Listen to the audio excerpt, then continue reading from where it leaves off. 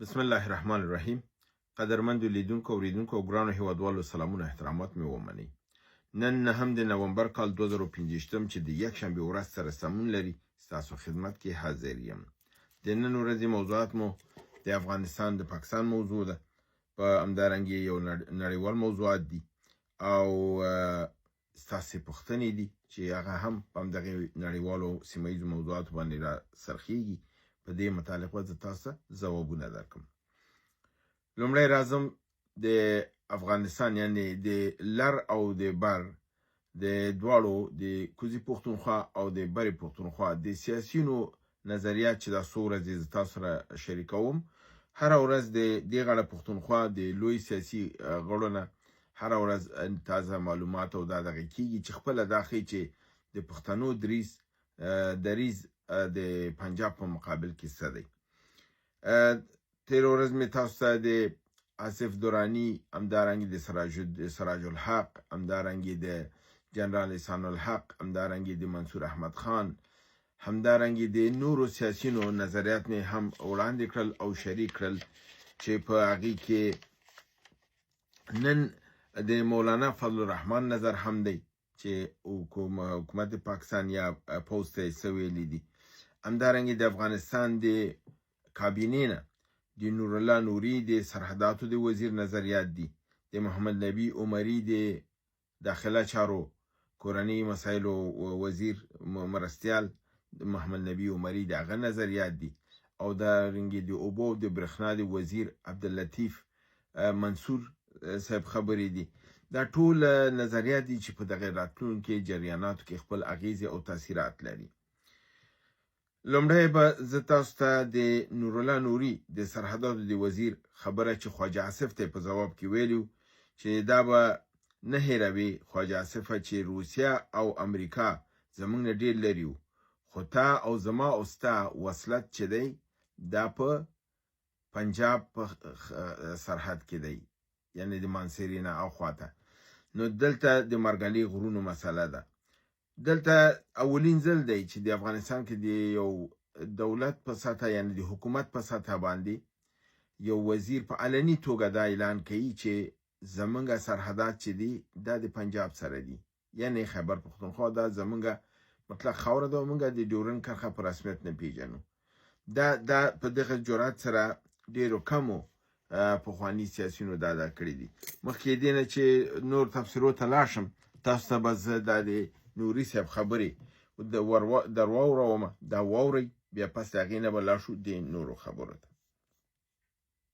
خواجه صاحب دې دا نه هېروي چې روسان او امریکایان له موږ څخه د ځمکني حساب ډېر لرې وو، اما زما او ستا وصلت په پنجاب او په سیند کې درسره وصل یم.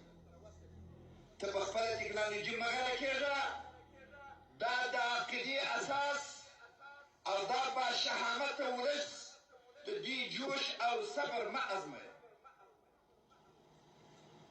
ته په دې باور لرې چې سپین ږیرو ځوانان به میدان ته دروځي، ما او تا په مځکه کې سره واصل یو.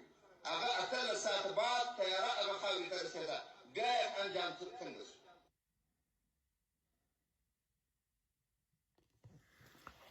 نو دا تاسو په واضح توګه واورېدل چې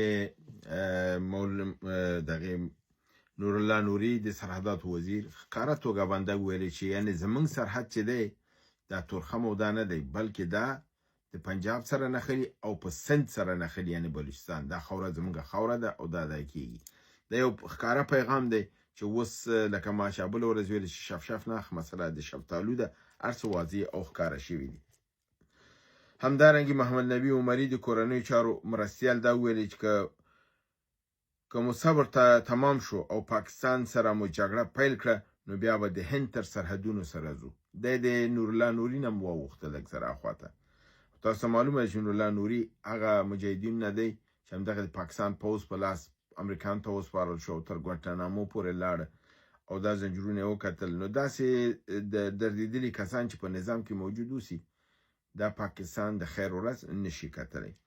مولانا فضل الرحمن د پاکستان پوځي رژیم ته ویلي دي افغانستان حق لري چې د خپل خاورې نه دفاع وکړي، یعنی ته چې کوم تجاوز کوي او بیا ورته دا حق هم نه ورکړي چې ځان نه دفاع وکړي، دا ته زیاتی کوي او دا هغه به ځان نه دفاع کوي، یعنی دا د حق دی او دلته دی د افغانستان سره ودرېږي او دا د موږ تاسو ګورو چې دیم د جمعیت العلماء اسلام دی او سیاسي ګوند مشر دی، سراج الحق د جماعت اسلامي مشر دی او همدارنګې محمود خان اسکزی دی او پښتونخوا د دغې حرکت مشر دی، غیر د ولی خان د کورنۍ نه چې دی د افغانستان سره همیش خیانت کړی دی او د پښتو په نامه باندې همیش د هندوستان او د افغانستان نه پیسې خوړلې دي او دی اوس د پنجاب سره ولاړ دي. نو تاسو ګورئ چې ټول سیاسیون حتی د آصف دراني غوندې کس ضمیر هم بیداره شو چې هغه ویلې دا مسله چې دا د اسلام آباد ده، د افغانستان نه ده. نو دا ډیر زیات مهم مسایل دي او دا په دلته زموږ تاسو دریځ معلوموي او هغه اړه د قیامونه او حرکتونه او د پاکستان یو ورځ تر بلې بد حالت دا ټول واضح کوي. راځم د هندوستان وزیر دفاع سنگ ویلي دی چې اسلام آباد که غواړي چې ستونزې حل کړي نو د کابل سره د خبرو ته کینی. دوی خو چې هندوستان د دوی تر شا دی او هغه ورته وایي زه نه یم، لاړ شه کابل سره کښېنه خبرې وکړه، ځکه دوی د میز د سر نه تښتي او اوس هم بیا وتښتېدل او دوی فرار وکړه. همدارنګې د هند د بهرنیو چارو وزارت ویان جایسوال وایي چې ډېر ژر به خپل نارمل ډیپلوماټیک اړیکې په کابل کې پیل کړو، یعنې هغه کوم نارمل سټنډرډ سفارت چې خپل کار شروع کوي هغه دا به نارمل حالت کې شروع کیږي. همدارنګې افغانستان په ترکیه کې ځکه دا یو پوښتنه همچنان دغې کړې ده، آشنا منګل ورور کړی وای چې مذاکرات ناکام شوي د هغې متعلق تازه خبرونه څه دي. تازه خبرونه همدا دي چې دا دویمه ناسته چې بیرته درېیمه ناسته چې په ترکیه کې وشوله هلته د دوی ترمنځ خبرې داسې دغه شولې چې دوی خپل هماغه دواړه خپې په یو موضوع کې کړې وې او په دغه شي باندې راټینګ وو چې په هغې ته ترکیه هم حیرانه وه او قطر هم او نړۍ هم ورته حیرانه ده چې دی په یو سم دا وایي چې امارت اسلامي دی نه تنها چې د ټي ټي پي ډله دی پاک افغانستان ته ویسي، په پنجاب کې هم چې واقع کېږي د هغې مسؤل به هم افغانستاني کې، چې په سند کې کېږي د هغې مسؤل به هم افغانستاني او په خیبر پښتونخوا او بلوچستان کې خو به یې وي او چې تر څو زما دلته ماته پرابلم جوړېږي د ده غچ به د افغانستان اخیستل کېږي، افغانستان به یې د قیمت ور ادا کوي. نو دلته ښکاره خبره ده چې دلته افغانستان خو دا کار نشي کولی په غیر له ده نه چې دی هغه خاوره اسلامي امارت ته وسپاري، نو په هغه صورت کې اسلامي امارت به مسؤلیت واخلي او دا کار به وکړي.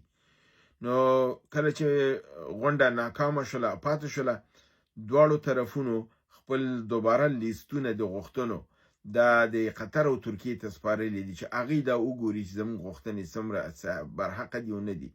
تیر ځل د اسلامي امارت غوښتنې 15 وې، دا ځل چې کوم لیست ورکړی دی لکه چې د 8 غوښتنو لیست ورکړی دی چې دغه زموږ 8 غوښتنې دي دغه د پاکستان پوره کړي، نو بالکل زموږ ترمنځ مصالحه کېدی شي.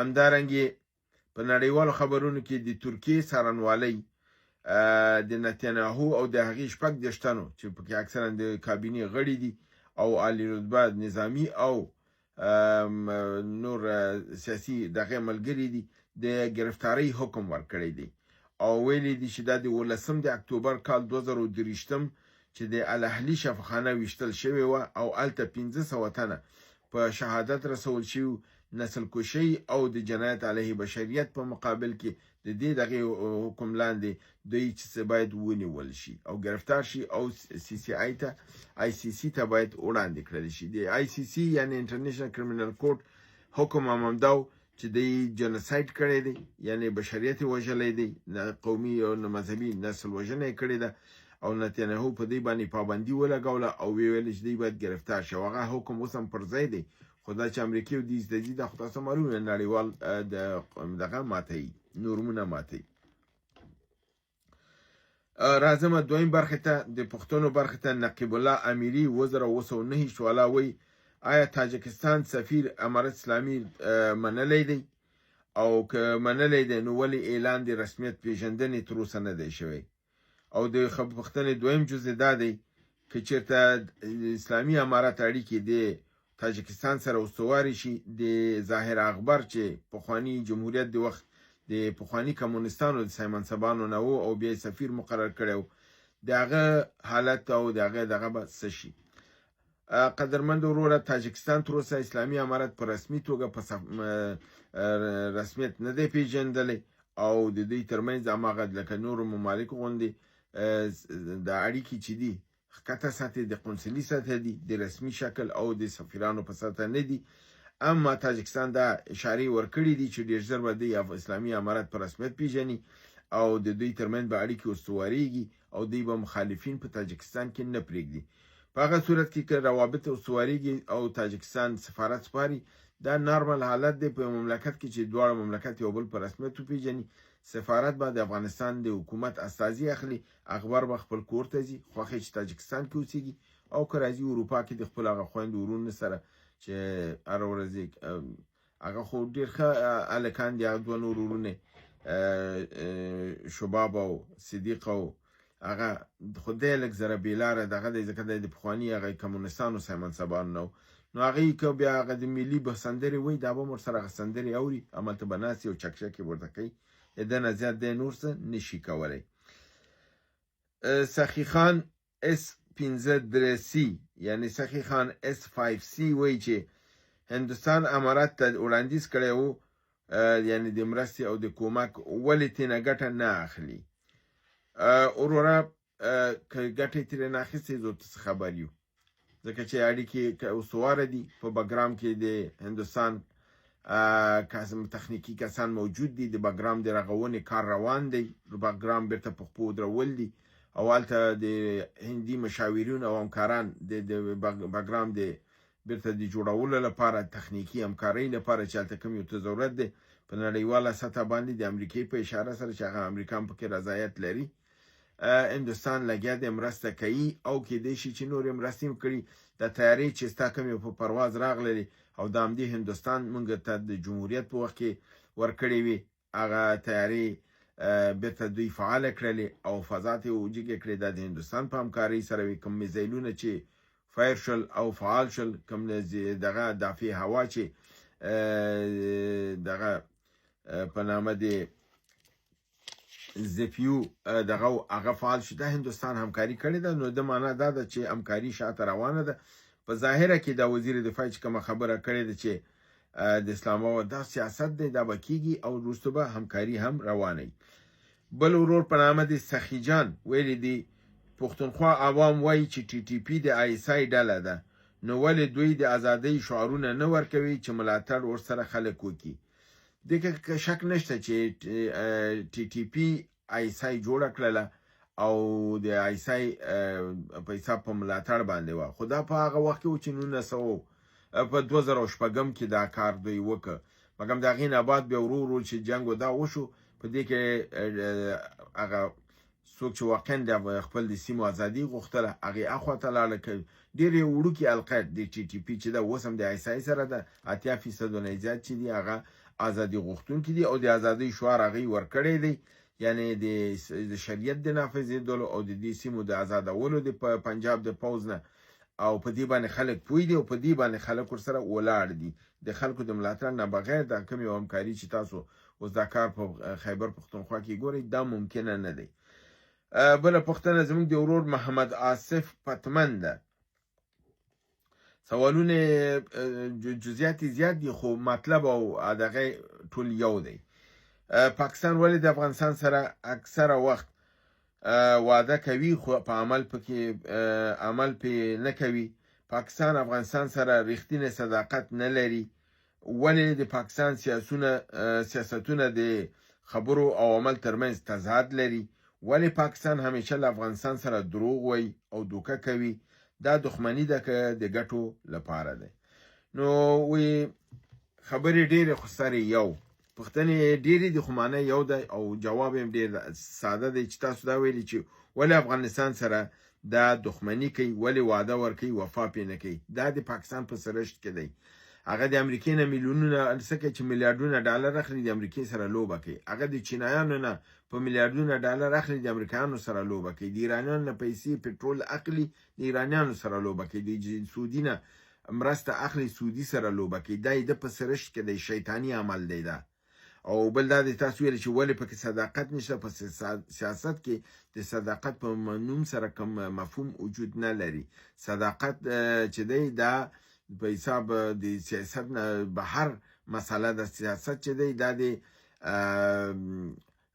منافع او د ګټو مسله ده. په کله چې ګټه راځي الته بیا صداقت دې ته نه کتل کیږي، ځکه سیاست داسې نازکه لوبه ده چې دا په احساساتو او په دې باندې عاطفي مسایلو باندې مخکې نه ځي، او صداقت چې ده دا د په حساب احساساتي او عاطفي مسایل دي.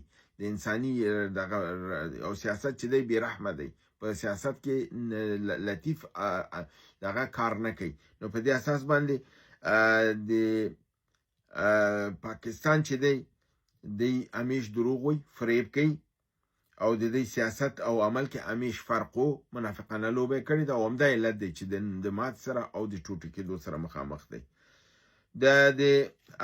د ریفلیکشن افغانستان چینل د وایس آف ډیبیټ په نامه پوښتنه کړې ده د لبنان او ایران موضوع څنګه شوله، جنگ پرې کیږي او که نه کیږي. د لبنان باندې خودی برید کړی دی، الته قوایم خپله د سرحدات نه ورننه ایستې، بمبارډ پې کړی دی، الته خو جنگ روان دی، د ایران لپاره لګیا دی آمادګي نیسي، قوای د عراق او د سوریې د خوا نه راوړې ده او تیار دي چې برید به کوي. آذربایجان د لار نه آمادګي نیولې، د پاکستان د لار نه آمادګي ده.